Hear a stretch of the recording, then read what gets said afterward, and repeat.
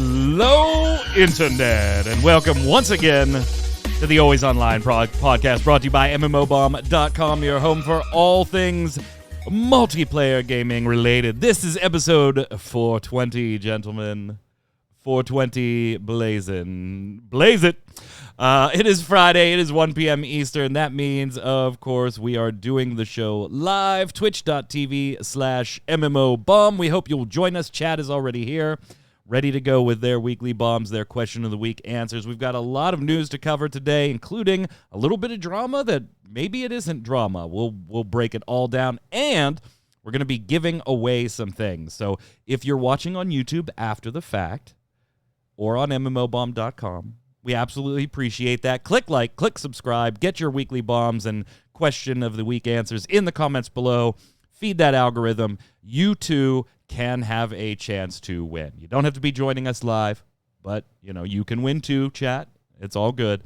Joining me to go over all the news today, Mr. Jason Winter. What's up, sir?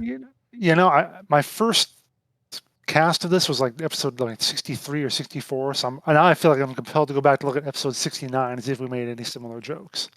I would imagine. Spunkify definitely would have gotten in on that. Nice. Yeah. What do you got? What's in the background there? Is that's the little statue? Because we're talking about Guild Wars 2 today, and I just needed something quick. So there we go. Right. I'm going through all my Guild Wars 2 stuff, which might just be that in the book. I don't know if I have any. Oh, I have the other book too, the crappy book, the novel. No one likes to talk about that. That was terrible.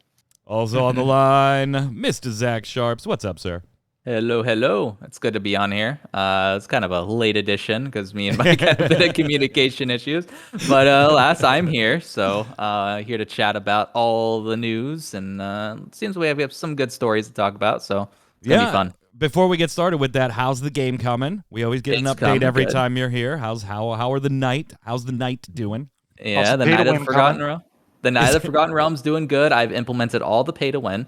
But no, I got the climbing system implemented, been refining that. Going to be getting some new monsters in the game too this weekend. So I'm really progressing to try and block out a lot of the rest of the game as I refine the beginning as well. And it's coming along. I'm still, I'm being very distracted by Lost Ark, of course, but I kind of expected that to happen. At least for the first couple weeks, but yeah, still a lot of progress being made, and you can wishlist it on Steam. Knights of the Forgotten Realm. I appreciate all the wish lists. Do it. Never went to just added climbing. It took them like 8 years, and you're like right on it. So yeah. Well, they just added grappling. They don't even have climbing yet. Whatever. Yeah. Okay. They don't even have climbing yet. It's grappling. Mm-hmm. Everyone's adding grappling. Everyone. Let's get started with the news.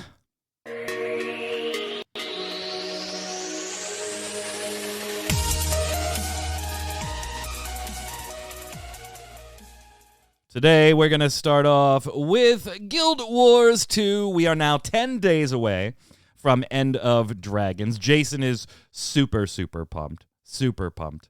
It's like he's sitting there. He's got like a little smirk. It's kind of a smile. I'm just smirking at the notion that you think I get super pumped about anything. It's kind of a smile. So, that's the best you're going to get out of Jason. It kind of makes him smile. Yeah. You are looking forward to it too, though. Sure. But there was some news this past week, and we'll talk about NCSoft's financials in a little bit, just briefly. There's not a lot to talk about, but on the topic of Guild Wars 2, we should bring it up.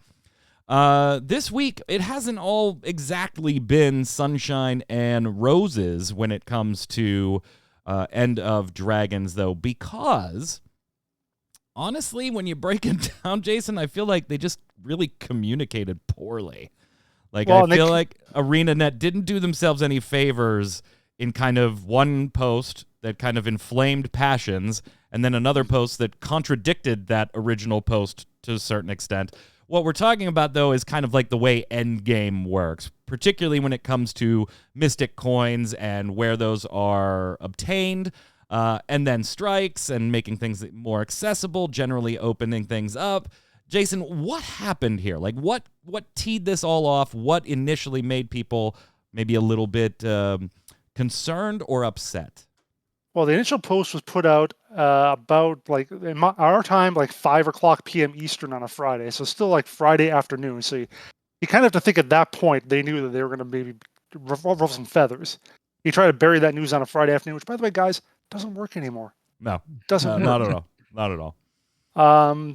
So like all weekend long, I was seeing posts about this on like the Reddit and so forth about people being upset about the changes, like you said, they were making to how you get Mystic Coins and Mystic Clovers from high-end fractals, the top-level fractals, the 98, 99, and 100, each have a chance to drop those. Well, they're going to change how that works. They're going to take them out of those completely and put the Mystic Coin rewards more in the strikes that are going to come in the expansion.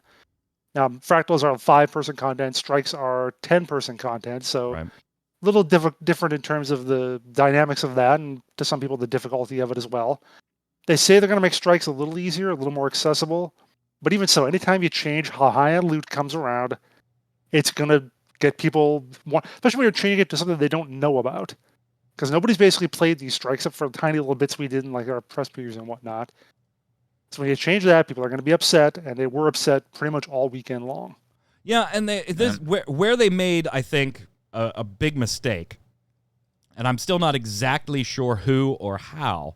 If you go back and look at the original post, which is still available, you can get it on mmobomb.com, click on it, go look at it. It's still not even edited. As I'm looking at it right now, that you can see that it is not edited.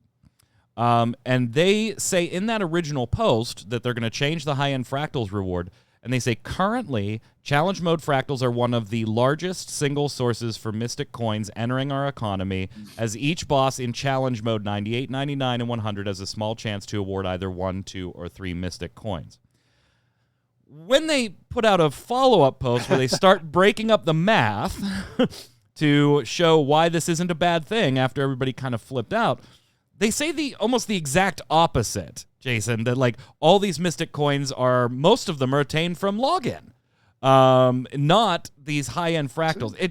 Go ahead. No, go ahead. You're right, but I'm going to see exactly what they said, because what I could believe... It's just bizarre because It is. fractals are such a fun piece of content, and if you're basically telling people not to do them by shifting the end game progression away from them, especially in a game that's so horizontal like Guild Wars 2, it's just such a bizarre move for them to make this late in their development in terms of like the game's lifespan. And you're It just dead doesn't on. make sense. It led to two major concerns and two major gripes, right? One was the actual obtaining of mystic coins and how fast you can obtain them from other various sources to get what you might need at a particular time without having weeks and weeks and weeks of waiting to get it. But then to Zach, your point, the other side of this was, okay, wait, like you're putting strikes in. I understand this is kind of, Jason, their new content piece. They kind of want to start pushing people towards this content. I get that from a development standpoint. But Zach, your point is then the other people that are enjoying fractals, you kind of have to go, so what's the future of fractals themselves look like then? If the content push is going more towards these strikes and things and the rewards are going there too, are we just done with fractals? Or are we not going to see those anymore? Or are they going to be a slower pace? Wait, ArenaNet abandoning a style of Guild Wars 2 content? Focus on new stuff? No, never. Dungeons would like a word with you. So would Guild missions. So yeah, I can believe that. I mean, I can believe that that's what their intent was. What I was looking up to see if they explicitly talked about like the number of players. I could believe that only 7% of players get their coins from high-end fractals, being a high-end kind of thing. I could believe that, but that's not what they said. They said number of coins instead of like number of players doing it. So yeah, you're right. I don't get the contradiction there. So this kind of does blend with something we talked about last week on Ready Check Radio on the Relic grind when we were kind of talking about Final Fantasy XIV and its endgame progression, which is obviously a lot more gear related than Guild Wars 2 is to a certain extent. But we were talking about the general concept, Zach, of should the gear, particularly when it comes to gear, set aside little oddball things. You want that title because there's some extraordinarily difficult thing in Guild Wars 2 that'll give you this achievement. Okay, fine. I'm fine with achievement or amount or this being locked behind really absurd one-off stuff that people are going to grind for or want to work up over time. But when you come to something like gear, which one, yes, just does hold a stat benefit so that you can go do the next hardest piece of content, right? But it also, in both Final Fantasy, and I would argue, Jason, correct me if I'm wrong, I'm not a Guild Wars 2 master, I would argue it's a big problem in Final Fantasy and an even bigger one in Guild Wars 2. That gear comes with the glam, too. Mm-hmm. You might not want the highest end gear because you want to go run 100 fractals and the hardest content in the game. That might not be your thing. You're not getting the gear for that. But man, would you really like to have that glam? Unfortunately, you got to go do this content. So I kind of like the idea of, and they said spreading it out, which was another term I didn't think they should have used, Jason. They said spreading it out, but then when you look at how they're spreading out the love, it's like we took it from fractals and we dumped it on strikes. Mm-hmm. Well, that's not spreading it out. That's just moving it. What's your general, and I know you're in Lost Ark, which kind of falls into the same boat too, to a certain extent, Zach. What is your, how would you do it? Does it always just have to be those gear, that gear is locked behind the highest end content? Or should there be alternate ways to obtain best in slot or high end gear that doesn't involve having to do the hardest content in whatever game you're playing?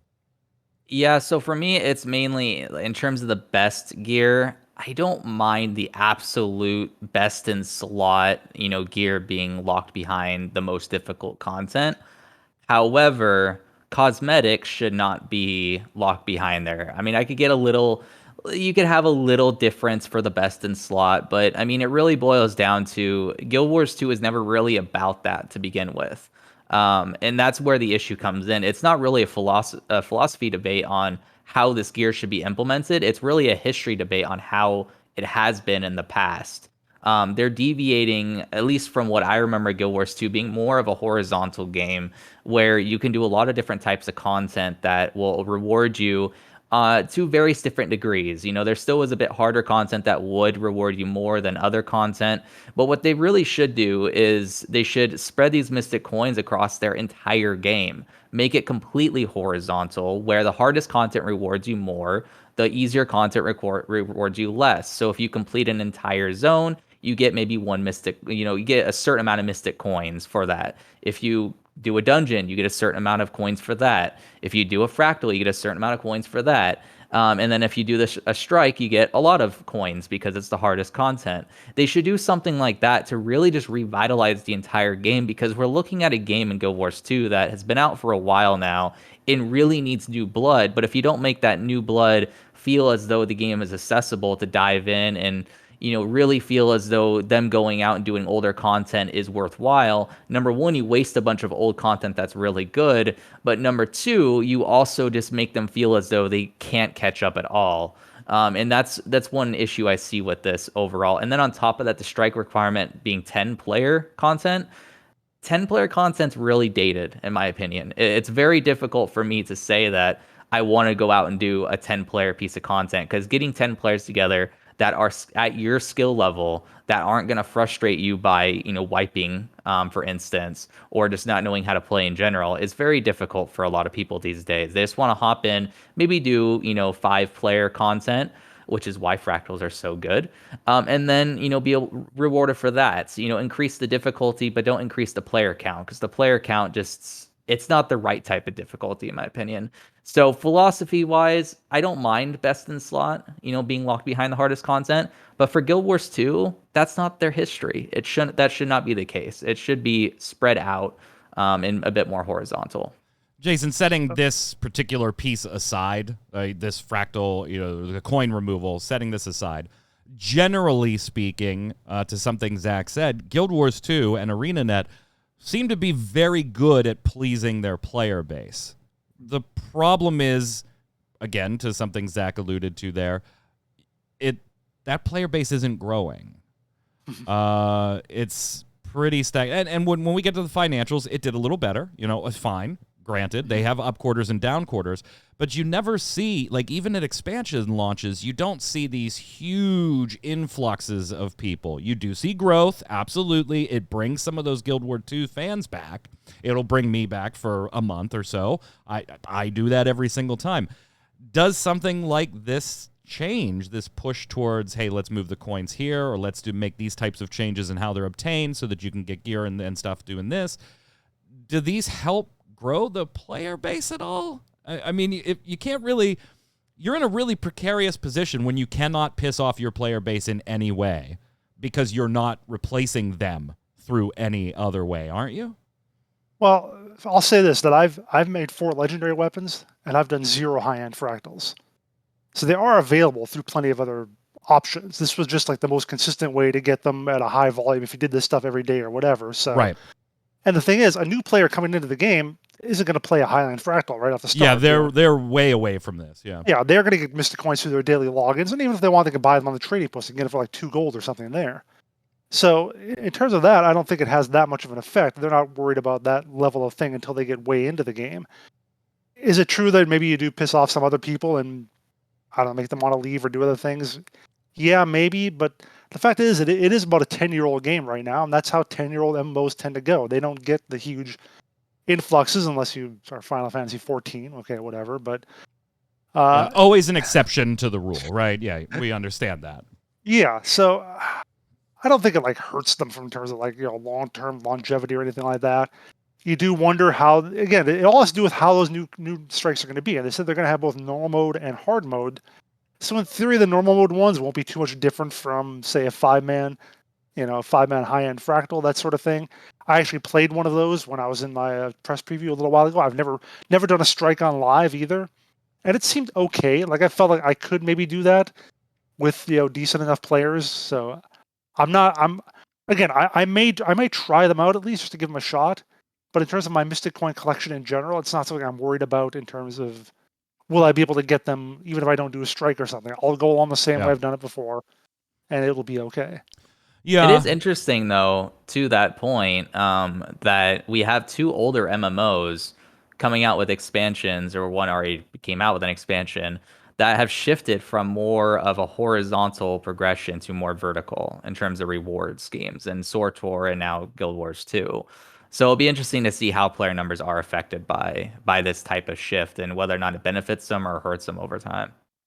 I just question it. Like, I understand from a development standpoint, you know, you're making these pieces of content. You want to push players to do those pieces of content, particularly if you know behind the scenes the 2-year, the 3-year, the 4-year plan and what you're going to be working on through all those years.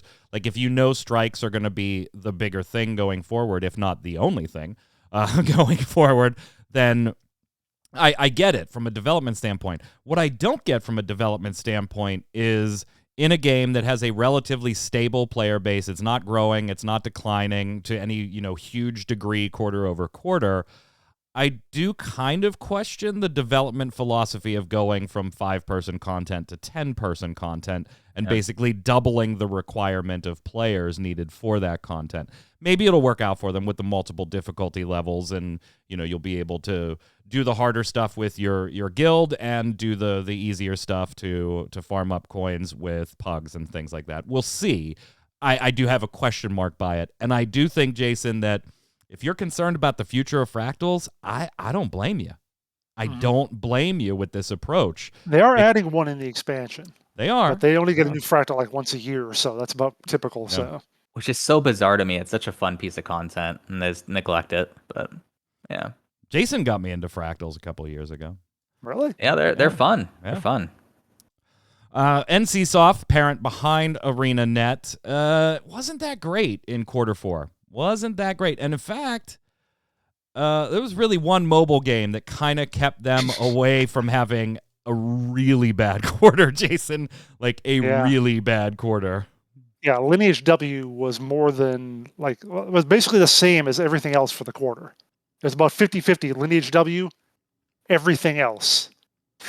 That is There's a reason why it's called Lineage W. It got the dub. It got the dub, baby. Aeon Classic, doing well, continues to do well. Guild Wars 2 is up over Q3, and it's one of the few PC titles that is up for NCSoft's library in any way. Honestly, without Lineage W, gang, I cannot express how devastating a quarter this would have been for NCSoft. It would have been horrendous. It's bad. but I don't think Zach is somebody that invests in portfolios and your portfolio and things like that.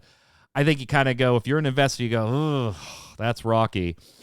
But we got a lot of new titles coming out, and it could have been worse. Without Lineage W, I think you're like, sell. I need to get out of this right now.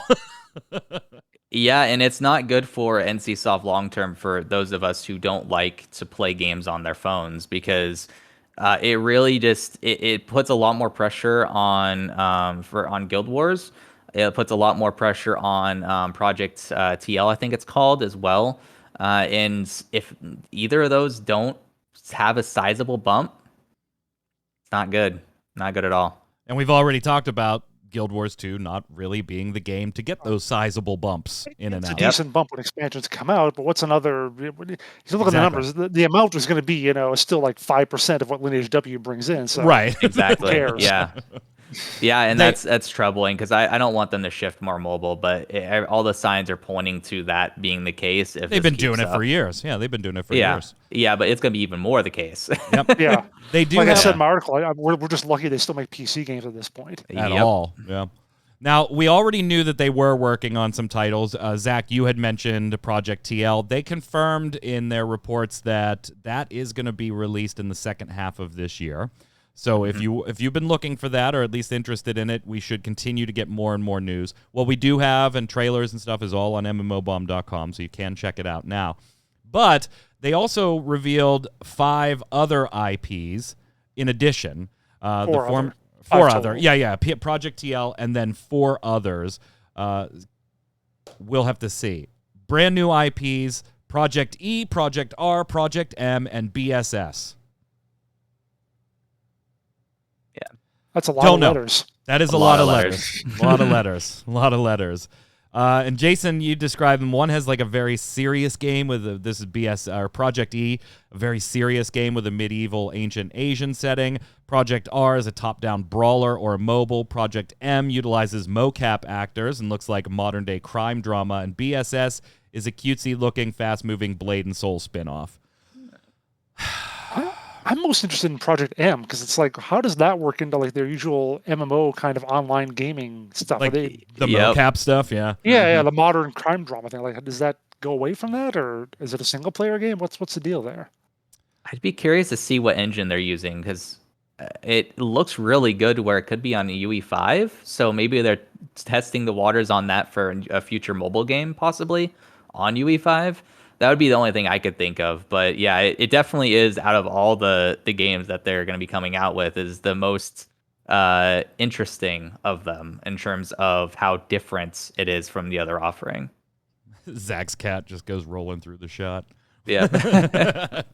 Love it. Blue does the cat as is Blue real. wants. The cat is not a motion capture. The cat has legs. So that much we can be sure of. The cat has legs. Before we leave NCSoft, and in particular Guild Wars 2, let's talk a little bit about our giveaway. So here's what's going on. ArenaNet has sent us, or is going to give away through us, a lovely Guild Wars 2 End of Dragons care package. And we thank ArenaNet and the team over there for sponsoring this giveaway. What's in this? Well, you can get a HyperX mouse, an End of Dragons branded HyperX headset, a custom glass art plate featuring a beautiful piece of concept art from End of Dragons, and, of course, a code for the expansion itself, right? We couldn't leave you out in the cold on actually being able to play End of Dragons. So you can see the mouse, you can see the headset there. I think that's maybe no, the glass. the background thing is not part of the giveaway. It's not, that background thing is not the glass plate? Okay. No. Oh, that way it makes sense, because they say the art is End of Dragons specific concept. Let me just see real quick, see if he sent us an email. He said he was going to get it by end of the week. This is something we got from someone else, but no, we do not have an official image. So how do you enter? How do you enter for this nice care package? All you got to do is on this episode of the Always Online podcast, on mmobomb.com, on our post, give us a comment. So if you give us your weekly bomb, you give us your question of the answer of the week, if you're feeling spry and you give us both, you're automatically entered. That means 2 things. you have to have an MMO Bomb account, so take 2 minutes and sign up for it. And 2, for God's sake, use your real email, people. If you, I don't care if you want to sign up for things with fake emails, but if you sign up for things with fake emails and we can't contact you because you have won a contest, I don't want to hear your email complaining that we never reached out to you about winning the contest. So head on over to mmobomb.com. On this episode, we'll pick the winner next week. Now, if you're on YouTube, obviously click like, click subscribe, and if you want to put your comments there to help with engagement, we certainly do appreciate that. You're more than welcome to. I will not judge you if you just want to copy-paste your YouTube comment onto the MMO Bomb post. That's fine. You don't have to come up with whole new answers or anything, but I will only be selecting the winner from people that comment on the mmobomb.com post for this episode. We'll pick the winner randomly next Friday. Now, I should say, there could be, depending on where you are if you win, there could be a delay getting this to you. ArenaNet will only ship inside the United States. We did not want to limit this to just our U.S. visitors. Like, we have people from Latvia and all kinds of other countries checking in every week in the comments. We wanted it open to everybody. So if you're chosen and you happen to live outside of the United States, mmobomb.com, we will eat the shipping to get this to you. We will have ArenaNet send it to us, and then we will ship it out to you. So there could be a delay in the shipping if you're outside the United States, but we'll keep you posted. If I you're, would assume, however, go ahead. Yeah, we'll keep you posted with tracking numbers and stuff like that. I would assume that, though, that we will get you the code immediately for the expansion, so you don't Yeah. that much we can manage. Yeah. The physical goods. Yeah. Yes. The physical goods. If you're inside the United States, we're obviously going to ask you for your address, and yes, we will share it with ArenaNet so that they can just send you this stuff directly. So those are the rules. No purchase necessary. Blah, blah, blah, blah, blah. Give us your weekly bombs and your question of the week, and you were going to do that anyway, right? Of course you were, because why wouldn't you? And you could be entered for a chance to win this lovely set. Thank you again to ArenaNet for that. Unfrickin' real, gang. Jason, we talked about TitanReach on this show a month or so ago, whenever it was, and we were just flabbergasted at like how incredibly lucky one team could get. Mm-hmm. Like, you blew through all of your crowdfunding, building what you had, and you had to start shutting up shop, and people were going to be out that money and no game. And then all of a sudden, somebody really thinks what you're doing has a payoff at the end, believes in you, believes in your product, believes in your game, enough to give you the money to finish it with no strings attached. Mm-hmm.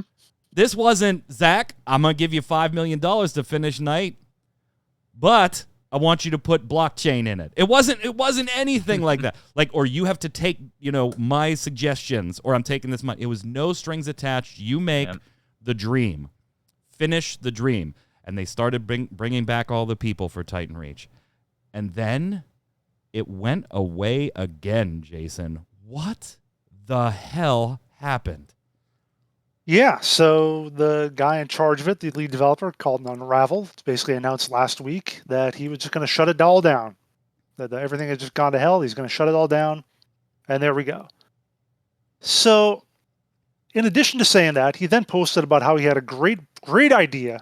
How he wanted to put it in there again, but he had this great idea to include blockchain and NFTs. But it wouldn't have been bad NFTs we've seen in other games. It would have been great. It would have been awesome. Well, that's good. That's good. I mean, at least he wasn't implementing the bad NFTs. These were the good NFTs. Sure he was.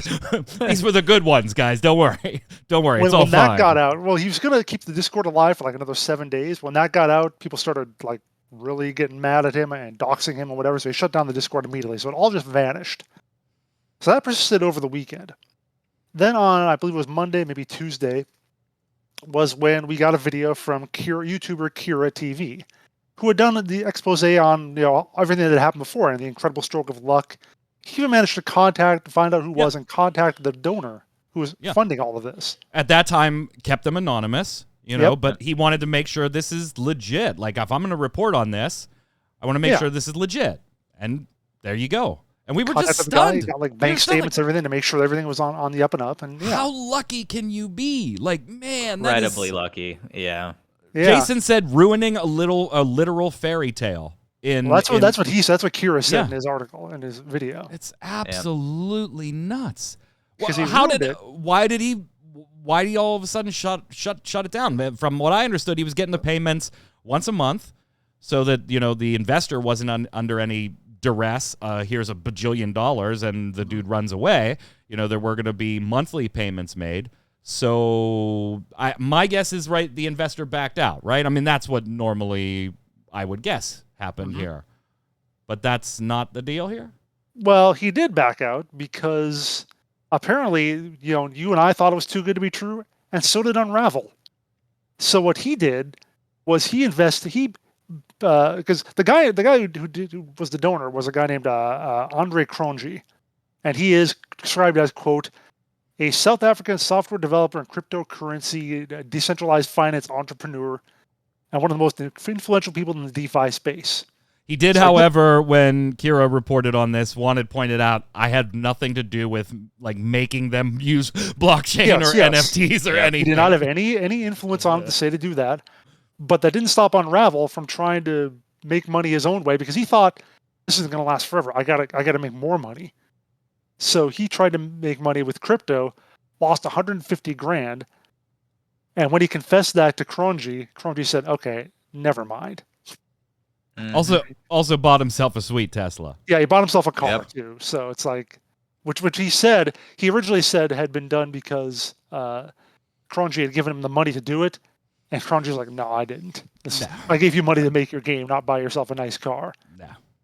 So, and if transportation was an issue, I'm sure the investor would have been like, yeah, take 20,000 of that and buy a Saturn. Just something that's going to get you to and from, buddy. To and from. Unreal, Zach. How do you piss away that opportunity? How do you piss that opportunity away? It is absolutely bizarre, because when I heard about the mystery person who funded the game, I'm like, okay, there's probably some strings attached here and all that. But when it comes out that, no, this guy was just, an amazing Giga Chad human being who's just like, I want to go ahead and support this project because I believe in it. No strings attached at all. The only safeguard I'm going to do is give you just monthly payouts instead of the whole lump sum, right off the bat, which ended up being extremely smart on his part. And then you go away and you piss it away because you want to, become a crypto bro and invest a ton of money and try and, make it rich and probably leave after that.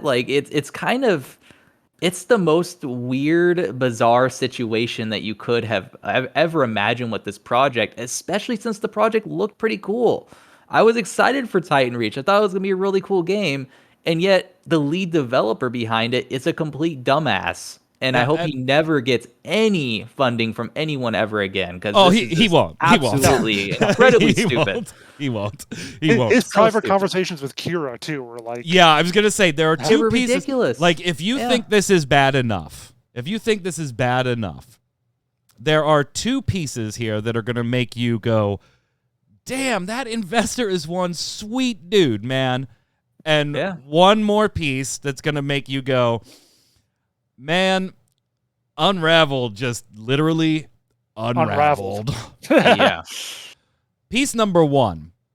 Back when this happened, somebody on the staff, not Unravel, posed as higher up than they were, dealing with this potential investor, and conned him out of $250,000.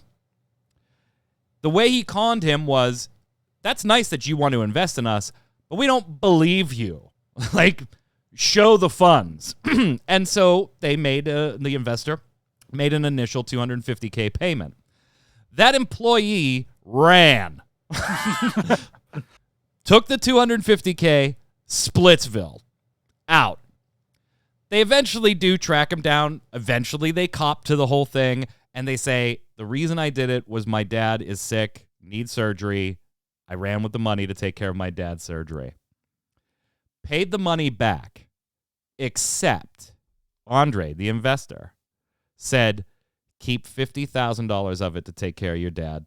Go away. Unreal.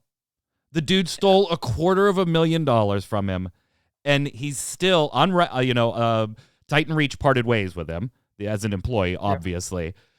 Took 200,000 of it back, and the investor said, "Keep 50. Take care of your dad. Have a good day." Unfreaking real.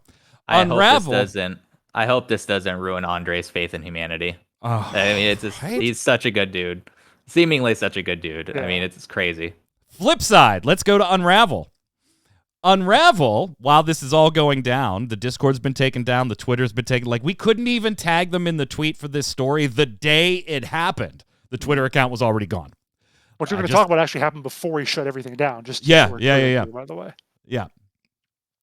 Before all of that, Unravel had reached out to Kira.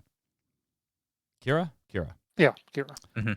The person who had covered all of this and had talked to the investor and all that stuff privately, and said, "Here's my idea for the NFTs. What do you think? Just want your opinion." And Kara said, I mean, you're going to piss off a lot of people because that's not what a lot of people invested in. However, that investment money from like crowdfunding is gone anyway. But, you know, you need to do this very, very carefully. I'm not opposed to it as an idea, but you better be real careful here because this is treading on not what you promised people.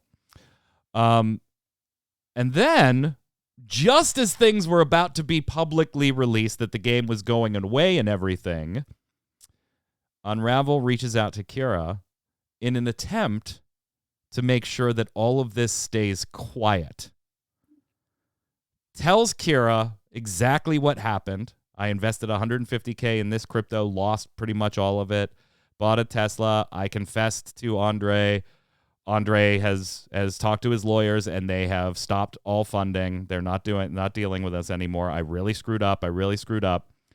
And attempted to say, hey, I know, Kira, you have health problems. I did not know this. Kira apparently has a late-stage form of cancer, so our best wishes to Kira, of course. Unravel knew this and reached out and said, I have an offer for you. Could change your life. I know you've got the health issues and stuff.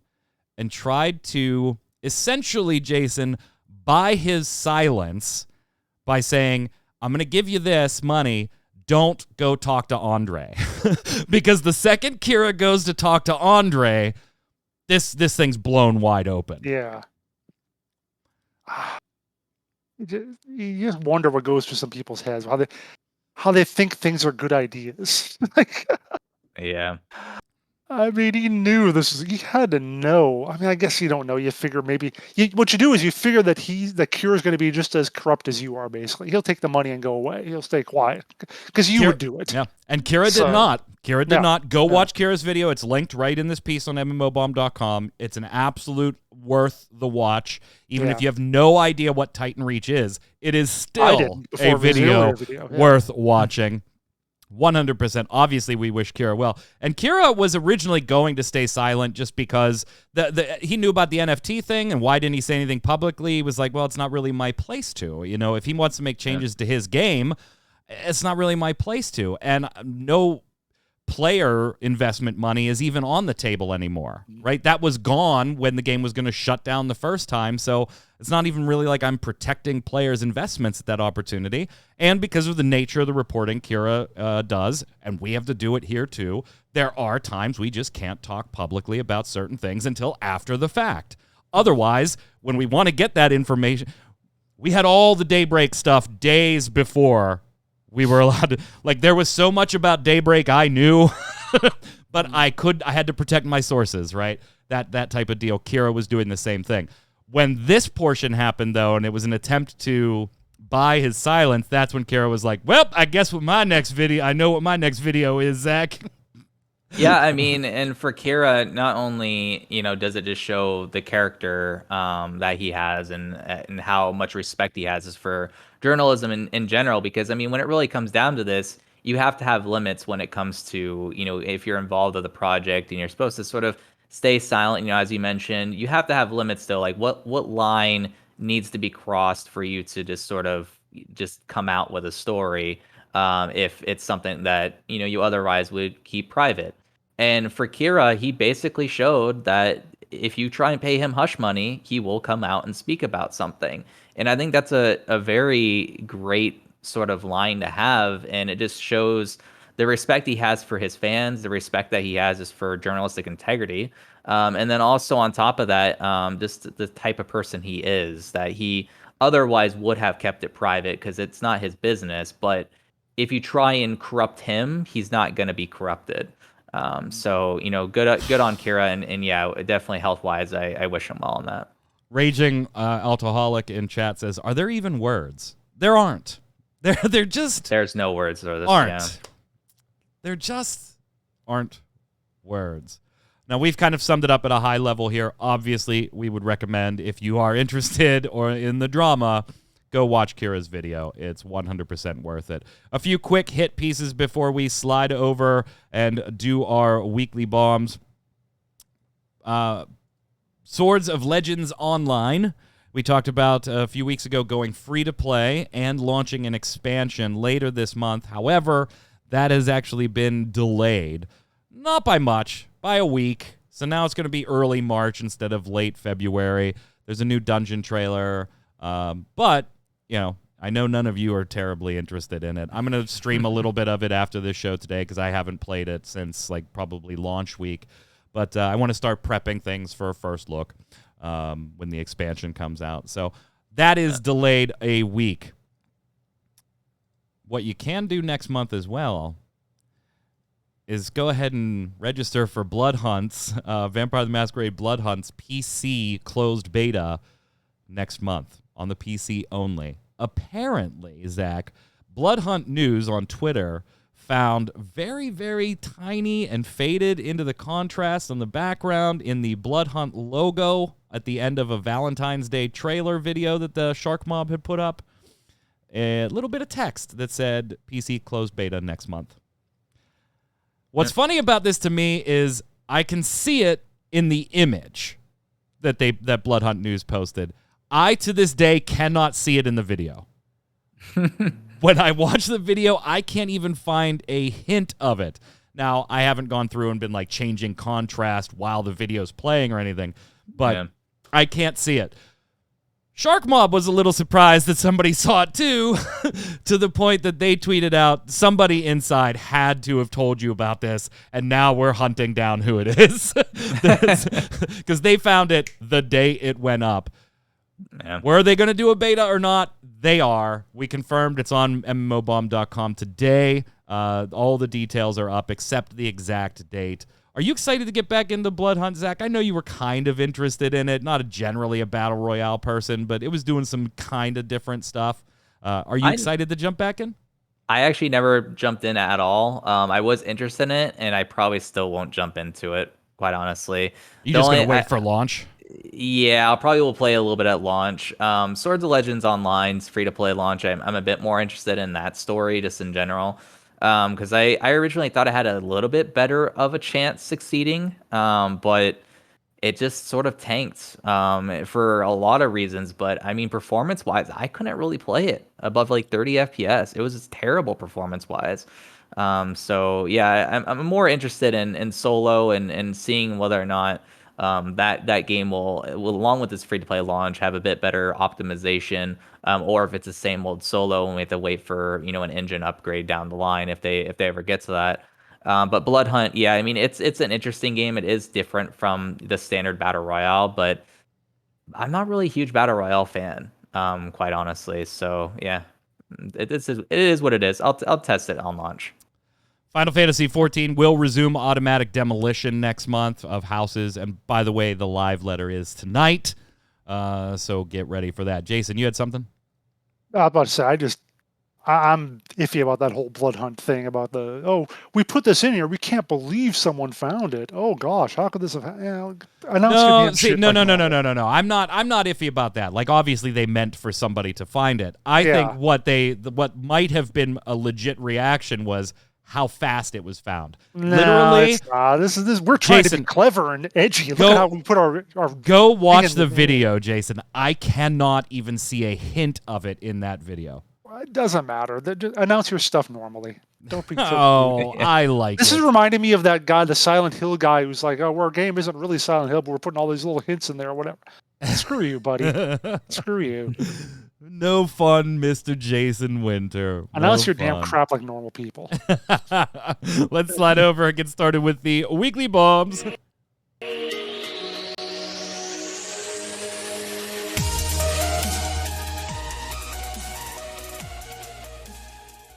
Oh my, no fun, Jason Winter. So we'll let him go first. Jason, what do you got? Weekly bomb. See, Martha's an old coot just like me, and he's upset about it too. There we go. All right. I actually have a double bomb, believe it or not. Despite being grumpy old Jason, I've got a double bomb. So wait, is that a double bomb or is that a double D bomb?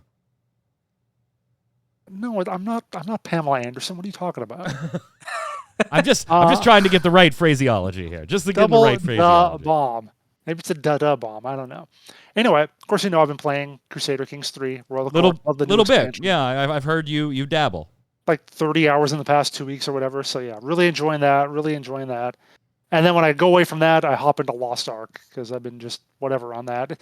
It's an okay second game for me to just go in and mindlessly murder stuff and look at the pretty world, whatever. So the bomb to both of those. All right. Maybe he isn't always a grump. Zach, what do you got? Go figure. I'm going to give a full bomb to Lost Ark, which I have 30 hours in, funny enough. So you're going to give it the full D. I'm going to give it the full D, not just the tip, the full D. Oh my God. But yeah, I mean, I've just been having a blast. I mean, it's exactly what it was when I was playing RU. The only difference really is that they balanced the early game a bit more. So instead of, me and my friend going along and one of us killing the pack of mobs, we both at least get a few attacks into the pack of mobs. So it's a bit more enjoyable overall from that perspective. And I also like that, a lot of other folks are starting to see how fun of a game it is as well in terms of how much horizontal stuff is there. That also supports your vertical progression too. It has a lot to offer, and it may not be paced as well as it could be. Like the early game could be trimmed in half, for instance, and it would be much better for it. But the camera work is this next level in terms of ARPGs that they have in Lost Ark, and it just makes me appreciate that a whole lot more, considering I played a few other ARPGs in the past year or so, waiting for this game to see just how the camera works with all the different story moments, and like the Siege, for instance, is absolutely awesome. I love it a lot. And then, the end game is going to be even more of a blast too. So I can't wait to reach that this weekend and start to go into some Guardian raids and also some Chaos dungeons and experience the end game more than I did in RU. Yeah, I know you've been excited for Lost Ark. You've been sad that you didn't have a good ARPG to play ever since Magic Legends shut down. You didn't have a good ARPG to play before Magic Legends shut down. Heyo! I'm going to give a mix of bombs here. It's a da bomb and an A bomb to Star Wars Legacy of the Sith expansion. There's some things that I do like in here, and then there's some things that I'm just really unsure about. Obviously, I love the changes to being able to do any of the class storylines with other characters. I do like that. I do like the additions to the combat styles. Some of them may not feel all that great for particular classes. I understand. I don't play any of those classes. I'm loving, my Sith Jug with Assassin as secondary. So all that stuff is good. On the downside, though, like, the story is really short. Like, really, a couple of hours. Like, and when I say a couple of hours, I mean literally a couple of hours, as in 2, maybe 3. I really hope we're shifting to like a kind of a living world thing a la Guild Wars 2, because that ain't going to cut it. That just ain't going to cut it. So, yeah, it's very weird. It's a love-hate thing right now. I know Troy's going to be doing a video, actually doing a full review of it. I probably won't chime in on that because I'm a very casual SWTOR guy, and that's kind of like his second MMO. Sometimes his first, so it's more appropriate for him to give the full opinion. But I'm going to give it one of each for right now. Mad Martha in chat says, A-bomb for NFTs, just for existing. K-Max saying, da-bomb to Mad Martha for A-bombing NFTs. Just passing them around, chat. Just passing them around, chat. Misfit Rain says, da-bomb to EverQuest landmark model. I honestly think that was amazing. The 3D people are good at what they do in the industry, but they pale in comparison to what regular people can create when given the tools. Landmark was only POIs also, so I felt like it would work. I don't know about how Arc World, if the people create everything. Is it 3D creation or stats and skills for items and classes? That sounds terrible. Yeah, so it was really only points of interest. It was the assets that you were really creating in Landmark. Here's a castle. Go build, put this castle in the game. Jason, what do you got?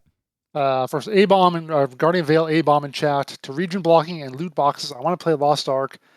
D-Bomb to loot explosions, they are satisfying. They're not satisfying because you only have to click on everything to pick up all the stuff, which makes one of my favorite things in Lost Ark is getting a pet that can screw up all the loot for you.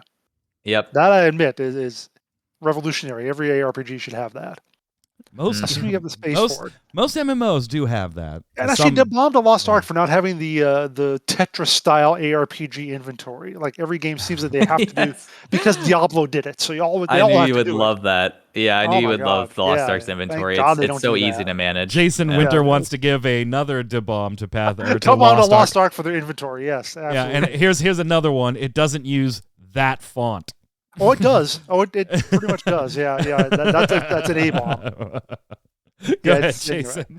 Billinois says the Lost Ark instant success is no surprise. The market is dry for ARPGs of this type, with many waiting impatiently, in my case, for Diablo 4. Yep. From chat, before we go to Zach, Ninja Panda's D-Bomb to K-Max Keys for D-Bombing Mad Martha's A-Bombing of NFTs.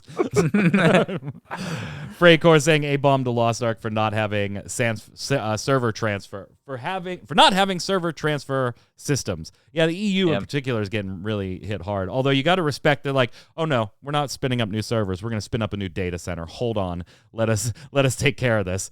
And then lag the entire other servers, which was an issue last night. So yeah. Server company can't get servers right. Who would have thought? Who would have thunk it? Yamikami said, "D-Bomb to Odd Taxi. I just finished watching it, and damn, what a good show. But who approved of this ending? A-Bomb, if you thought PC gaming was expensive, well, you've seen nothing yet. Semiconductor prices up 20%. I would urge people to buy your new gaming PC now before it gets even more expensive. But then I remember that you probably can't do that anyways. Exactly. We're all screwed." Yeah. Zach and I pulled the trigger on PCs we didn't need late last year for specifically that reason. Yep, and then I sold all my parts. You kept the whole thing, and it's a mess. Scratch says, honestly, Lost Ark combat is very disappointing for me. All the encounters feel more like a mass of meat coming at me that I have to chew through than a real combat interaction with an enemy posing a threat. All the enemies behave the same, have exactly the same animations. You just combo down a pack of identically scripted mobs and move on.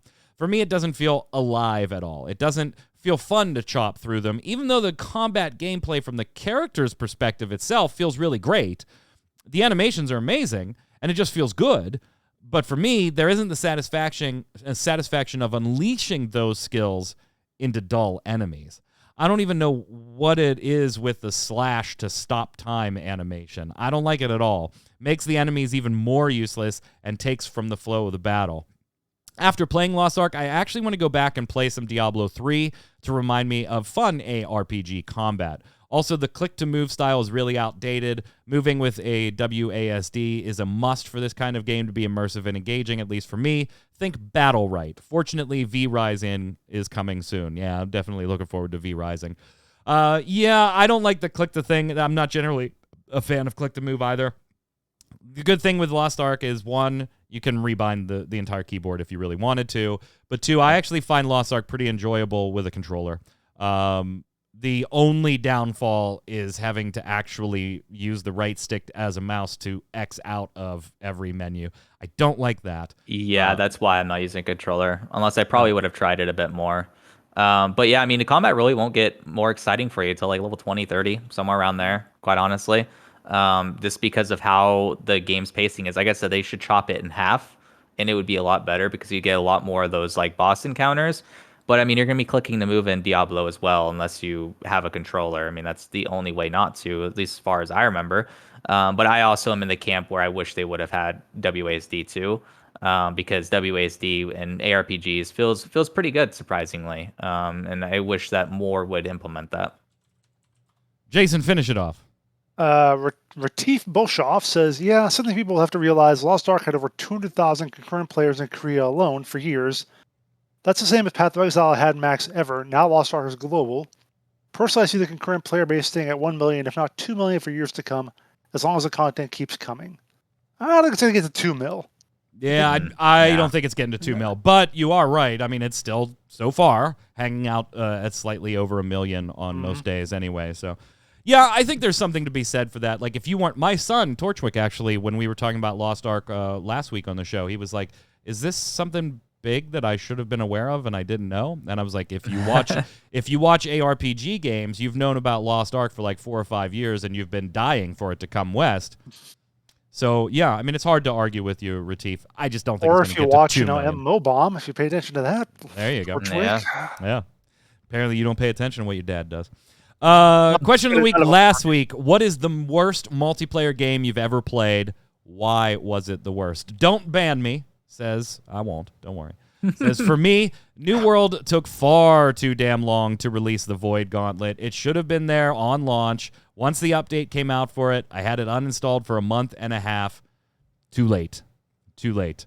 I know Don't Ban Me was specifically talking about a bad piece and maybe not New World being the worst ever, but I kind of like lumped anybody that was negatively talking about a game as a question of the answer or question of the week answer. Go ahead, Jason. I wonder if Don't Ban Me is that guy that Ninja Pandas banned in chat last week.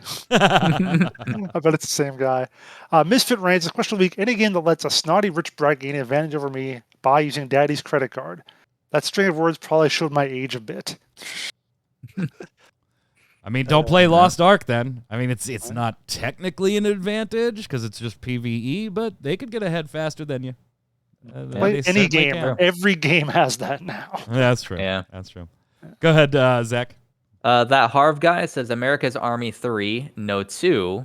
Well, that's odd. Yeah, well, it's gone, so now we don't have to worry about it. Yeah. Yami Kami, question of the week. There are probably so many really bad multiplayer games that I played for like 10 minutes, and they were so bad that I quit right away, never looked back, and I just can't remember them. One really bad one, however, I can remember. I don't remember the name, though, but it was essentially Counter-Strike for the poor. It was a pay-to-win game, free-to-play game. This was before Riot Games came and pretty much showed everyone how a good free-to-play model was done.